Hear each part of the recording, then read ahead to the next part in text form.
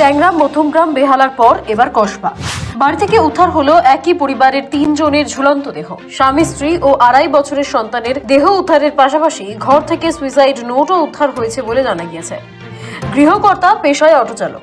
ঘটনার খবর পেয়ে তদন্তে নেমেছে কসবা থানার পুলিশ। পুলিশ সূত্রে খবর, মৃত ব্যক্তির নাম সোমনাথ রায়, বয়স 40 বছর। মৃত্যু হয়েছে তার স্ত্রী সুমিত্রা রায় এবং 2.5 বছরের ছেলেরও। মঙ্গলবার কসবার পূর্বপল্লীর বাড়ি থেকে 3 জনেরই ঝুলন্ত দেহ উদ্ধার হয়েছে। পুলিশ সূত্রে খবর, ঘরের মধ্যে থেকে 3 জনেরই ঝুলন্ত দেহ উদ্ধার করা হয়েছে। বাবার শরীরের সঙ্গে শিশুর দেহটি বাঁধা ছিল, যা থেকে প্রাথমিক অনুমান সন্তানকে খুন করে মা বাবা আত্মঘাতী হয়েছেন। মৃতদেহের পাশে সুইসাইড নোট পড়েছিল বলেও জানা গিয়েছে।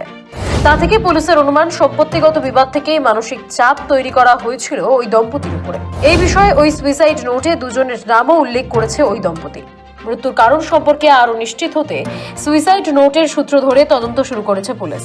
মঙ্গলবার সকালে এই ঘটনায় শোরগোল তৈরি হয়েছে কসবা থানা এলাকার রথতলার পূর্বপল্লীতে। মৃত্যুর খবর পেতেই প্রতিবেশী আত্মীয়রা একে একে জড়ো হন। প্রতিবেশীরা জানান, আর্থিক সমস্যায় ভুগছিল সোমনাথের পরিবার। বাজারে সম্প্রতি দেনাও হয়ে গিয়েছিল। আবার আত্মীয়দের দাবি, সম্পত্তি নিয়ে পরিবারের সঙ্গে ঝামেলা চলছিল সোমনাথের। এসবের কারণেই মানসিকভাবে কিছুটা বিধ্বস্ত ছিলেন তিনি। সে কারণেই সপরিবারে আত্মহত্যার সিদ্ধান্ত কিনা তা নিয়েও প্রশ্ন উঠছে। পুলিশ জানিয়েছে, গোটা বিষয়টি তদন্ত করে দেখা হচ্ছে। ময়নাতদন্তের রিপোর্ট হাতে আসার পরই এই বিষয়ে নিশ্চিতভাবে জানানো যাবে। শহর ও শহরতলিতে একের পর এক মৃত্যু রহস্যের জেরে জোর চাঞ্চল্য ছড়িয়েছে জনমানসে। গত 19 ফেব্রুয়ারি ট্যাংরা থেকে উদ্ধার হয় 2 বধূ ও কিশোরী মেয়ের দেহ। ওই ঘটনায় পরিবারের সদস্য ছোট ভাই প্রসূনদেরকে সোমবার রাতে গ্রেফতার করেছে পুলিশ। তার কয়েকদিন পরেই মধ্যমগ্রাম থেকে উদ্ধার হয় মা মেয়ের দেহ। ওই ঘটনার অব্যাহতির পরেই বেহালা থেকে বাবা ও মেয়ের দেহ উদ্ধার হয়েছিল। এবার কসবা বাড়ি থেকে উদ্ধার একই পরিবারের 3 জনের ঝুলন্ত দেহ।